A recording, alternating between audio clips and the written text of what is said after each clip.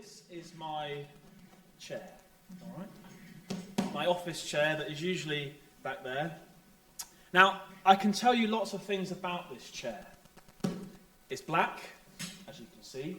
It's sort of made of, I don't think it's real leather, because it wasn't very expensive, but it's sort of leather effect. It has wheels, so you can move it around. In fact, I once came into church and found some children, I can't remember who they were, but they managed to get this and had it in the hall and were going up and down on it. So it's seen a bit of action, this chair. It goes up and down, it reclines back, so if you need to have a little nap, if you're tired when you're trying to do some work, you can do that. Not that I ever do that. Now, if you were to start saying some things against my chair, like, your chair's rubbish, Raynor, it's ready to fall apart, that won't hold anything, I'd defend it and I'd say, look, this is my office chair. This is my lovely chair that I sit on. Or maybe I might recommend my chair to you. I might say, have a seat in my chair. It's really comfortable. You can sit back, you can recline. I believe that this chair is comfortable and that it will support me if I sit on it. But you'll only know if I actually trust my chair to sit on it if I sit on it, right? If I put my weight on it, and by the way, I weigh 100 kilograms. So I've got to really trust this chair if I'm going to sit on it. So what I'm going to sit on it now to show you just how much I trust it. And it goes up like that, as I said, and it goes down, and I can recline, and it's nice and comfortable. Now, if I hadn't sat on the chair, all I would have done is just talk about it. I would have just said, it's a great chair, but you don't know that if I actually trust my chair until I actually sit on it. It's one thing to talk about something, but another thing to actually trust in it. And I think sometimes our relationship with Jesus can be a bit like what I just did with the chair. Sometimes we can find that we know lots of things about Jesus. We talk about him. We maybe even defend him when someone speaks out against Jesus. Maybe we even recommend him to others. We say, you need to meet Jesus because he is amazing.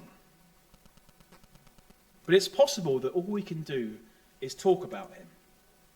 Talk about how amazing he is. Talk about how great he is without actually sitting on him, which isn't the best illustration, but actually trusting in him, leaning on him, putting our weight through him, seeing if he can hold us. When the pressures of life come, what is it that you find yourself leaning on or sitting down on? What do you lean on for guidance, for peace, for protection, for safety, for hope? There's a danger in the Christian life that we say all the right things, but actually find that we trust in the wrong things. I don't know if you've experienced that or found yourself in a place where you know all the right things, you say all the right things, but actually your faith and your trust in God is not really there. I'm sure, myself included, all of us have found ourselves in that place at times. As we just listened to 1 Samuel and also Romans 10, I don't know if you picked up in 1 Samuel in verse 12 at the beginning. It said, but when you saw that Nahash, king of the Ammonites, was moving against you, you said, no, we want a king to rule over us, even though the Lord your God was your king. Israel have got to this place where they're saying the right things, they know the things about God, but when the trouble comes, they ask for a king, a human king. And Samuel, who is speaking at this point, says himself, so hopefully I'm not offending Samuel, is old and grey. He's giving this kind of final speech to the people before he leaves, or really before he dies. And they've demanded, we want a king. And in some ways we might think, what's wrong with that? What's wrong with them asking for a king? When we were reading the book of Judges recently, there was that repeated line, in those days there was no king in Israel. Everyone did what was right in their own eyes. And that was a bad thing. So you might think, asking for a king, surely that's a good place to be. But Israel asking for a king actually shows that they weren't trusting in God as their king. They were still God's people. They were still offering sacrifices to him. They were perhaps even saying the right things before him. But their hearts were not fully for him, trusting in him. And as the Ammonites move in against them, rather than praying to their true king to help them and guide them and lead them and protect them, they ask for a human king to come and lead them instead. Still speaking God's name, but hearts that are far from him. It's possible to look faithful on the outside while we have hearts that are actually leaning on something else, other than God, other than Jesus. When I was talking about my chair, saying how amazing it was, I can say that, but when I feel tired and weary, do I actually sit on it? All the things I was saying it would do for me, do I actually sit on it and enjoy the comfort and protection and rest I find in it? We talk a lot about how much we love Jesus, how great he is. We've just sung songs of worship and praise to him. But when trouble comes, do we lean on him? Or do we lean on other things? Whether it be money, whether it be work, food, affirmation. Maybe it's alcohol. Maybe it's a Netflix binge. Maybe it's friends, whatever it might be. Do we lean on worldly things rather than on Jesus? In our Bible in 2 years readings that we're doing over this year and the next, 1 Samuel and Romans are what we're in. And I think we're just about to finish Romans, maybe even today. And on Monday morning, as I read the verses for that day, these two readings were together, 1 Samuel 12 and Romans chapter 10.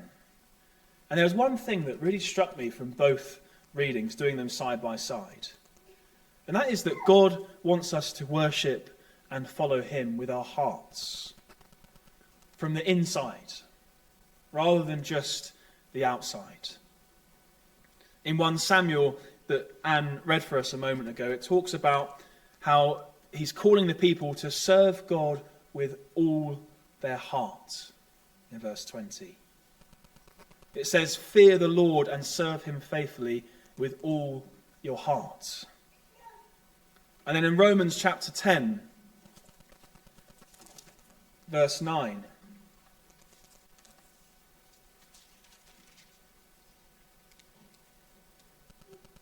it says, if you declare with your mouth Jesus is Lord and believe in your heart that God raised him from the dead, you will be saved.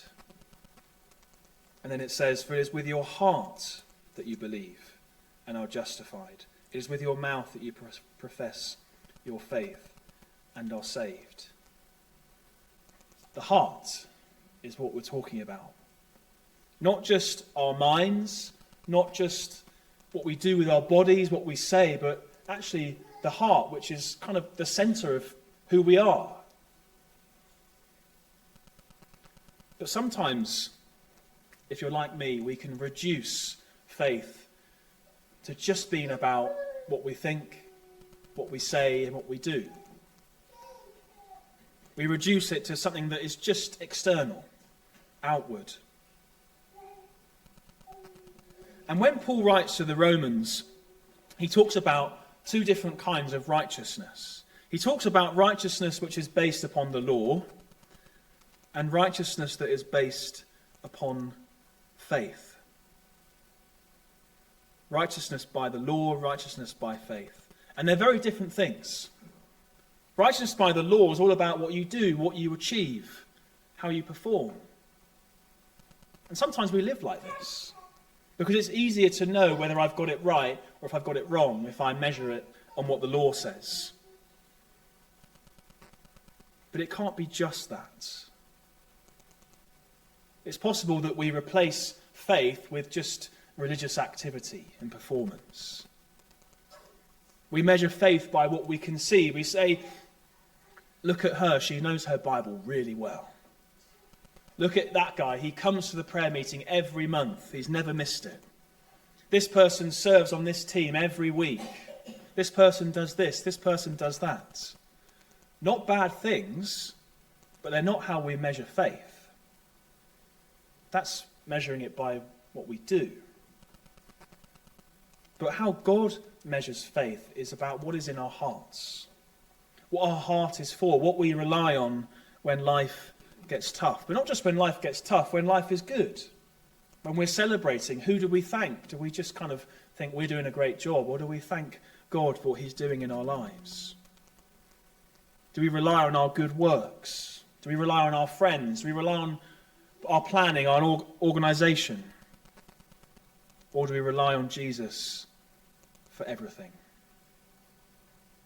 As I was thinking about this, I was reminded about something that happened to my cousin about 8 years ago.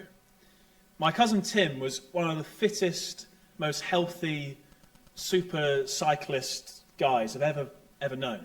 He'd go out for like long bike rides. I think he cycled to France. He did Land's End to John O'Groats. He did all these kind of things. And occasionally, me and my dad and my uncle would go out for bike rides, and occasionally he would join us, and he would leave us in the dust whenever we go up a hill. And then he'd just sort of wait for us as we try to catch up. On the outside, he was really fit, really healthy. And one day he didn't feel quite right, and he ended up being rushed to hospital, and he ended up having an aortic aneurysm, which someone may be able to explain this better than me, but I think it's basically where a valve in your heart is just blocked, and if you don't do something about it, it will burst, and then that's basically it.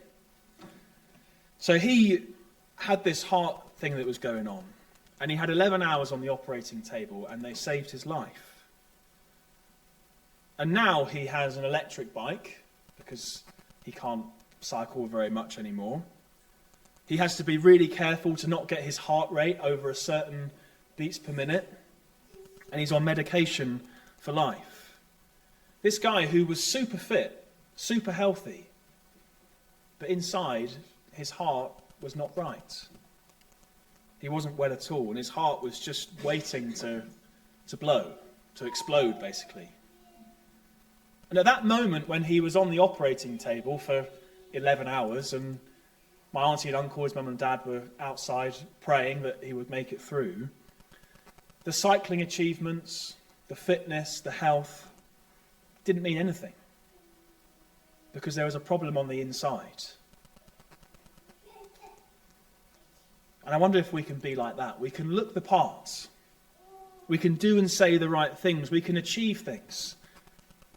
But Jesus says to you, where is your heart? Is it for him? Or is it for you or something else?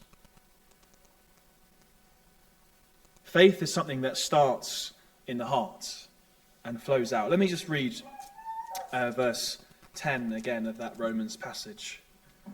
For it is with your heart that you believe and are justified, and it is with your mouth that you profess your faith and are saved. Outward allegiance to Jesus comes from something inside, an inner trust in him, an inner surrender. True heart worship to him. And sometimes we need to take a check and say, where is my heart? Is my heart for Jesus? Or is it for something else? I'm sure you've heard the phrase, no smoke without fire. There can only be smoke if there's fire. You don't create fire by producing smoke. Where there's a fire, smoke will follow. And in the same way, we don't create a heart of worship by doing things, by trying to be the best lawkeeper we can. A heart that worships is one that has been transformed by the love of God in our lives. that's come to Jesus with nothing, broken, messed up, flawed, and received forgiveness, received love, received grace, received mercy. And we're not then called to just put on a show, but to ignite that fire inside, which is something only Jesus can do by the work of the Spirit in our lives. It's not something we do by trying the hardest we can to ignite that fire. I think we often find ourselves doing that. I do. If I feel far away from God, I'm like, well, I'm going to read my Bible, I'm going to pray, I'm going to do this, I'm going to do that. And it might get you somewhere, but actually I need Jesus to come into my heart again and to work in me, to surrender to him, to ask him to work again in our lives, in our hearts, by his Spirit. In 1 Samuel, Israel wanted a king they could see, a king that they could look to, a king that maybe they could try to control or coerce into doing what they want. Who knows?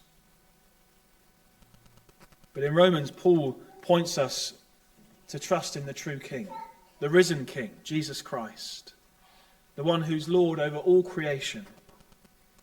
Jesus is actually the fulfillment of what they couldn't see in Israel, what they failed to see in God. So what or who are you relying on?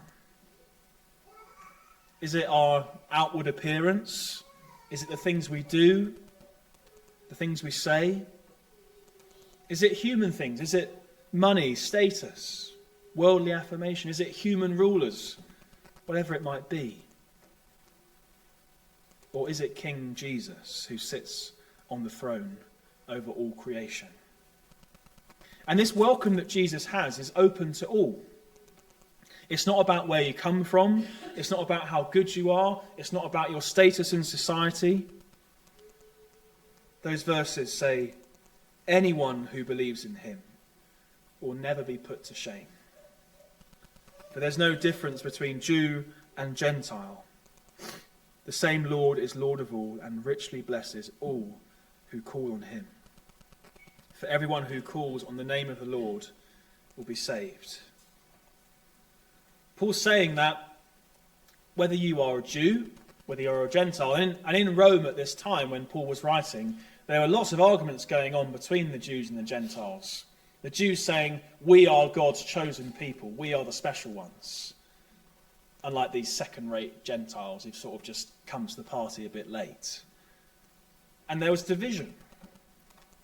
But Paul wanted them to know that it doesn't matter if you're a Jew. It doesn't matter if you're a Gentile.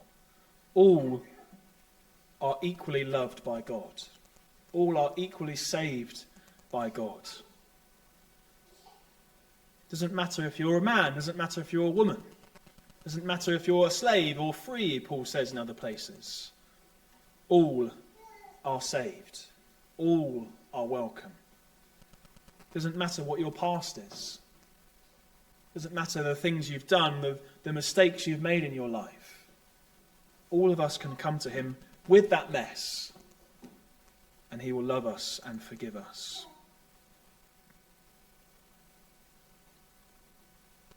So I wonder if our hearts and our mouths are in agreement.